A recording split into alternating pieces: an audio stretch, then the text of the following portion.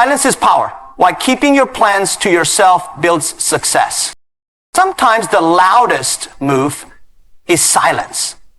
Because the more you talk about your dreams, the less energy you have to chase them. Don't tell everyone your plan. Let success make the announcement. We live in a world obsessed with announcing every move, posting our goals, tweeting our visions, telling everyone what we're about to do. But here's the truth. Your plans lose power the moment they become public to the wrong people. You don't owe everyone your blueprint, especially when they haven't earned the right to hold it. When I was young, I had big dreams, but no one else saw them the way I did. I wasn't the smartest in the room. I failed my exams again and again. I applied for jobs and was rejected so many times that rejection became normal to me. Even when a fast food chain came to my city, I was the only one out of 24 applicants who got turned down. Everyone laughed. They thought I was wasting my time. And honestly, sometimes I wondered if they were right. But there was something inside me that kept saying, don't give up. You see, I used to tell people my ideas because I was excited. I thought they'd understand or at least support me. I was wrong. Most people didn't believe in me. Not because they were bad people, but because they couldn't imagine the world I was trying to build. They looked at my background, my grades, my failures, and they measured my future by my past.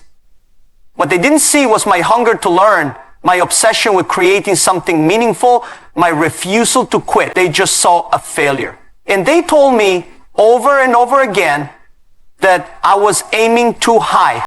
That's when I realized something important. Not everyone deserves a front row seat to your dream. When you share your plans too early, especially with people who can't see what you see, you open the door to doubt. You give them a chance to question you, slow you down, and sometimes, if you're not careful, convince you to stop.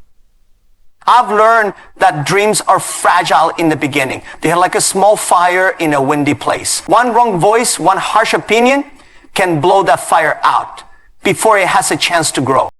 And there was a time I wanted to create something online. Something that connected people, that opened the world up in a new way. But no one around me even knew what the internet was. When I explained it, they laughed. They said, that's impossible. You don't even know how to code. And they were right. I didn't. But I knew how to learn. I knew how to fail and stand back up. And more importantly, I knew how to protect the vision I had. So instead of convincing them, I stopped talking. I started building. Quietly, patiently, relentlessly. Even when I finally gathered a team, I didn't need them to believe in me fully. I needed them to believe in the possibility of what we could do. And together, we worked in silence. We didn't go around telling people we were going to change the world. We just showed up every day and tried to be a little better than the day before. The people who laughed at us, they didn't stop laughing, but eventually they had to listen. You have to understand this. Some people won't support you, not because they're against you, but because your ambition reminds them of what they give up on. Your dream is a mirror that reflects their doubts, their failures, their fears. And instead of cheering for you, they'll try to shrink you to fit their comfort zone. It's not personal, it's human. But you can't let that noise guide your direction. I remember being told, you start a company, lead people, you've never managed anything. And they were right. I had no background in business. But I believed that heart and vision could be credentialed. So instead of defending myself, I just went to work. I failed more times than I can count. But every time I fell, I got back up. And every time I got back up, I became a little stronger, a little clearer, a little more focused. And I didn't tell everyone what I was doing because I didn't need their permission. I needed progress. I needed time. I needed silence. So if you're holding a dream right now and you feel like telling the world, pause. Ask yourself, will this help me move forward? Or is it just a way to feel validated? Because here's the truth. Validation doesn't build dreams. Discipline does. Focus does. Resilience does. And those things grow best in quiet places. Away from the noise, away from the judgment, away from the need to prove anything to anyone. When I finally succeeded, people said I was lucky. But they didn't see the nights I went without sleep. They didn't see the faces of the people who said no 100 times. They didn't see the pain, the fear, the loneliness. And they didn't hear the silence I kept while I was building. But I heard it. And that silence, it made me who I am. So if your plan matters to you, protect it. Don't give it to people who can't carry it. Build it, strengthen it, believe in it, even when no one else does. Especially when no one else does. There's something strange about human nature. The moment we speak about a goal out loud, the brain feels like it's already halfway done. You haven't built anything yet, haven't faced the struggle, haven't earned a single result, but still, just by saying it, you feel good. You feel like you've accomplished something. That's the trap. I've been in that place. There were times early in my journey when I'd come up with an idea and rush to share it with friends. I would explain every detail, every goal, every dream, and I'd see their reactions. Sometimes impressed, sometimes confused. And for a moment, I felt like I was already succeeding. But that feeling didn't last. Because once the applause faded, I realized nothing had actually moved. My life was the same, my challenges were the same, I had words but no results, and worse, now I had expectations I hadn't yet earned. When I first got the idea of starting something online, I had no resources, no background in technology, no experience in business, no funding. I was an English teacher, and even I didn't fully understand what I was getting into. But I had a vision, and that was enough for me, not for others. I remember telling a few people about my dream in the beginning, and they smiled politely, but deep down, they didn't believe it could happen. They had every reason to think that. I had failed my entrance exams. I had been rejected from job after job. Even universities didn't want me.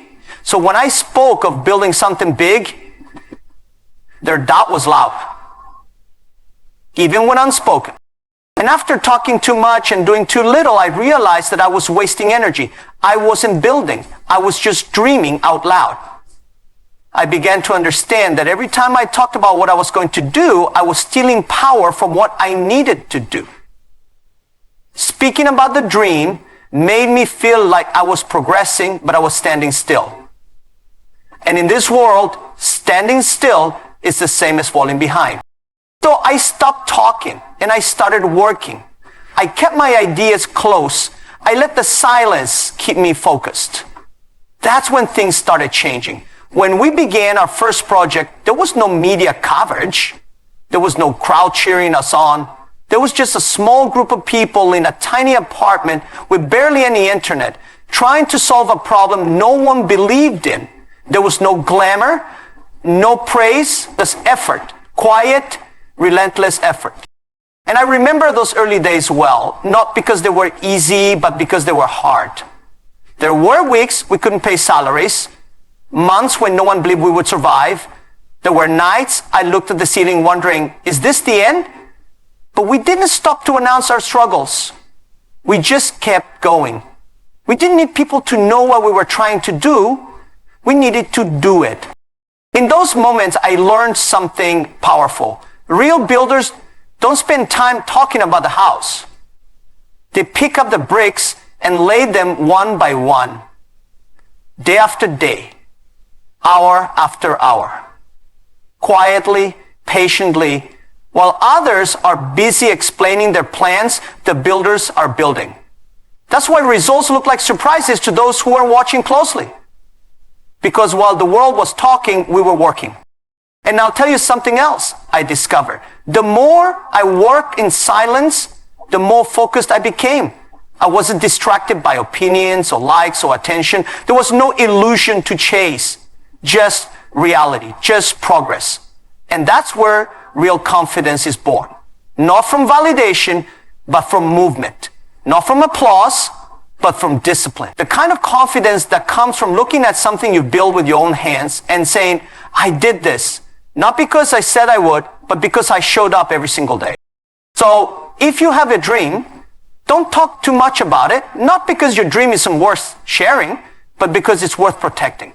Let it grow in the dark. Let it get strong before the world sees it. Don't waste energy chasing the feeling of achievement through words. Use that energy to earn the achievement through action. Words are cheap. Progress is expensive. And success never comes on credit. It has to be paid for in full through time, sweat, and sacrifice. Build in silence. There's something powerful about silence. In the early days of my journey, I didn't choose silence because it was a strategy. I chose it because I didn't have a choice. No one believed in me. I didn't come from money. I didn't have connections. I didn't attend any elite university. In fact, I failed my entrance exams multiple times. I was rejected from jobs again and again. Even when I applied to serve fried chicken at a fast food restaurant, they hired everyone else except me.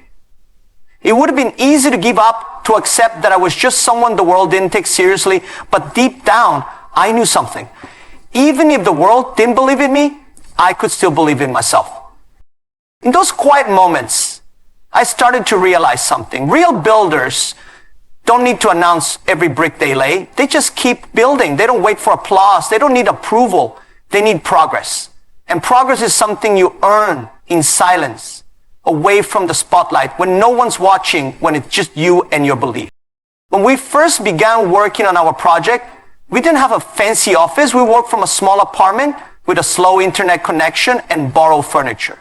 There were times when we didn't have money to pay salaries. We had no marketing team, no PR, no reporters writing about us.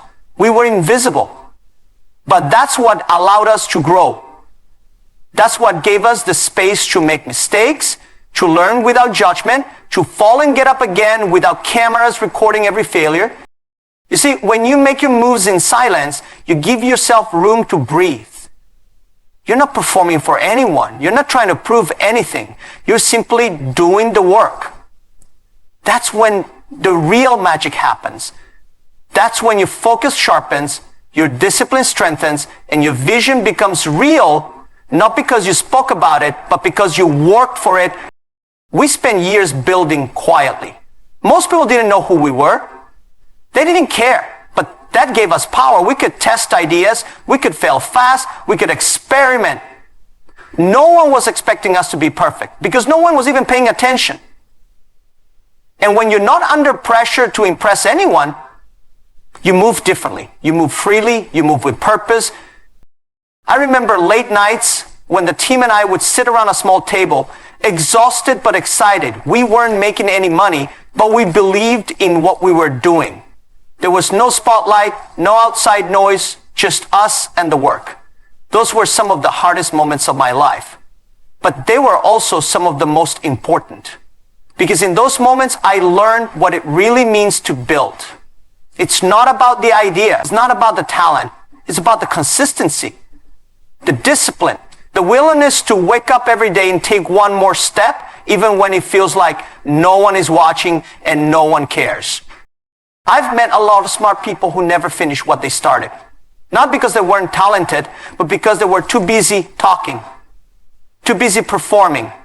They wanted to look successful before they actually became successful. But success doesn't come to those who perform. It comes to those who prepare in silence, in stillness, in struggle. And that's why I've always said, don't broadcast your process, protect it. Don't decorate your journey for others to admire. Build it for yourself. When you're building something that matters, most of the time, it won't look impressive from the outside. It will look messy, confusing, even foolish. But that's okay. You don't need the world to understand your vision while it's still growing. You need to protect it from noise, from doubt, from unnecessary pressure. You need to let it take shape on its own. When you finally succeed, people will think it happened overnight. They'll only see the results. They won't see the years of silence, the late nights, the failures, the setbacks, the doubts. And that's okay. You don't need them to understand. Because if you've done it right, your success will speak louder than you ever could. So don't waste your time trying to convince the world that you're building something great. Just build it. Quietly, patiently. There's something people don't realize about plans. They're not fixed. They change. They evolve. They have to. Life is unpredictable. It doesn't follow the script you write in your notebook. What you think is a perfect plan today might not even make sense a year from now. That's why I've learned to hold my plans with open hands. Not loose, not careless, but flexible, ready to adjust when life demands it. When I first had the idea to build something online, the plan looked completely different from what it eventually became. In the beginning, I didn't even know how the internet worked. I had barely touched a computer. I just had a feeling, a belief that this technology could connect people, create opportunities, and open doors for small businesses. That belief was strong, but the path was uncertain. And because I didn't fully understand the space I was walking into, I had to be willing to learn and unlearn every single day. I remember sitting with my small team, all of us clueless but curious. We had ideas, but no clear map. We had passion, but no proof that it would work. And I told them, we're not married to this plan. If we need to change, we change. That mindset saved us more than once. There were moments we started building in one direction, only to find out days or weeks later that the market didn't want what we were offering. So we'd rework our approach. And because we weren't busy defending our original plan to the world, we had the freedom to evolve in silence. That's one of the dangers of telling too many people your plan too early. You trap yourself, you create pressure to stick to what you said, even when you know deep inside that it's not working. Pride gets in the way. You've told your friends, your family, maybe even the media, this is what I'm going to do. And now changing course feels like failure, so you keep going in the wrong direction. Not because it's smart, but because you want to save face. But if you're serious about building something meaningful, you can't afford that kind of ego. You have to listen, you have to adapt, and you can't do that if you're shouting your plan from the rooftops every time you have a new idea. That kind of noise makes you rigid. It makes you more worried about being right than being effective. I failed many times before I finally found something that worked. I applied to schools and was rejected. I applied to jobs and was rejected. I even started other ventures that didn't take off. And with each failure, my plan had to change. Not my dream, not my mission, but the way to get there. And that's what a lot of people don't understand. They think changing your plan is a sign of weakness. It's not. It's a sign of growth. A tree doesn't grow in a straight line. Neither does success. In the early years, we made mistake after mistake. We misread markets. We misunderstood customer needs. We overestimated our readiness. But because we hadn't made public promises, we had room to correct those mistakes without losing trust. That's the gift of quiet work. It gives you space to get it wrong, to learn, and to get it right.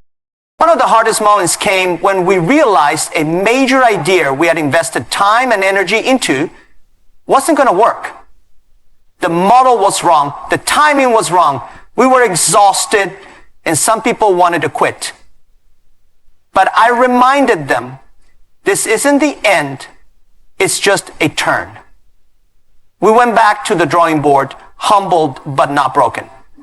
That adjustment, that willingness to let go of a plan that no longer served us, opened the door to something better. And we would never have found it if we were too proud to change. That's why I always tell people, especially young people, don't be afraid to pivot. Don't be afraid to change your mind. Don't be so in love with your plan that you forget to follow the truth. The world changes fast. Technology moves fast.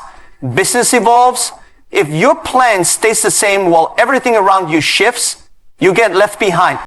But if you keep your head down, if you build quietly, if you stay focused on progress instead of promises, you'll have the freedom to grow. You'll have the space to adapt. And you'll build something not just impressive, but real, solid, and sustainable. So protect your plan, keep it close, let it evolve. There's something I've learned along the way, something that many people don't like to talk about. Jealousy is real. It's not always loud. It's not always obvious, but it's there. Sometimes it comes disguised as concern. Sometimes it sounds like advice, but underneath it's resistance. Resistance to your growth. resistance to your change. Because the moment you start rising, the moment you dare to dream beyond what others expect from you, it makes some people uncomfortable. I used to think that if you were kind to everyone, if you worked hard and stayed humble, everyone would support you. I believed that people would naturally want the best for you, especially if they knew how much you had struggled. But life taught me something different. The more I tried to climb, the more I noticed the silence from those I thought would cheer me on. And worse, sometimes the ones I trusted most were the ones who quietly hoped I wouldn't make it. I don't say this with bitterness, I say it with clarity. When I was starting out, I shared my dreams with people around me. I thought they'd be excited, but instead, I saw their doubts grow the more I spoke. Some smiled and nodded, but I could feel it. They didn't believe me. And not because the idea was bad, but because they didn't expect it from me. They knew my history. They knew I'd failed exams. They knew I couldn't get a job. In their minds, I wasn't the guy who was supposed to win, so when I spoke about big things, it felt like I was stepping out of the role they had already written for me. And some of them didn't like that. I remember one moment very clearly. I was having dinner with an old friend, someone I'd known for years. I told him about my new project, how we wanted to use the internet to connect people, especially small businesses. I was excited, full of passion, but the look in his eyes, it wasn't support, it wasn't belief, it was discomfort. He didn't say it directly, but his words had weight. You sure this isn't too big for you? Maybe stick to something safer. At that time, it hurt.